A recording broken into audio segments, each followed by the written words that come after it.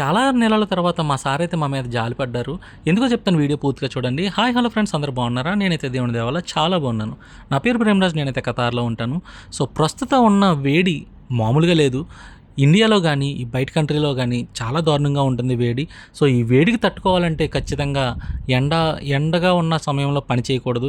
కానీ కనీసం కారులో తిరిగే వాళ్ళకి ఏసీ ఉంటుంది కదా అనుకుంటే, మాకు ఆ కారులో ఏసీ కూడా లేదనమాట. సో ఆ కారులో ఏసీ రిపేర్ చేయించమని మా సార్కి ఎన్నోసార్లు చెప్పాం, కానీ ఫ్యూచర్లో చేయిందామంటూ వచ్చారు. ఇక ఎందుకో తెలియదు, 4 రోజుల క్రితం సార్ గారు పిలిచి మీ కార్ని రిపేర్ చేయించుకోండి అని చెప్పేసి చెప్పారనమాట. ఇంకా నేను మా ముదీరు అయితే ఇంకా సన్నయ్య తీసుకొచ్చి దాన్ని రిపేర్ అయితే చేయించేసాం. ఇక దానికైతే 850 రియల్స్ అయింది, సుమారుగా ఇండియా మనీ 20,000 అనమాట. ఇంకా రిపేర్ అయితే చేయించేసాం.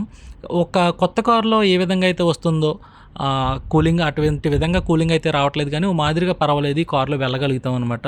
ప్రస్తుతానికైతే చాలా బెటరే. సో అందుని బట్టి దేవునికి ఎన్నో వందనాలు. దీన్ని రిపేర్ చేయించిన మా సార్కి కూడా చాలా కృతజ్ఞతలు. ఓకే ఫ్రెండ్స్, ఇటువంటి పరిస్థితులు మీరు ఎవరైనా ఎదుర్కొన్నారా? కామెంట్ చేయండి. అలాగే వీడియో నచ్చితే లైక్ చేయండి, షేర్ చేయండి, సబ్స్క్రైబ్ కూడా చేసుకోండి ఫ్రెండ్స్.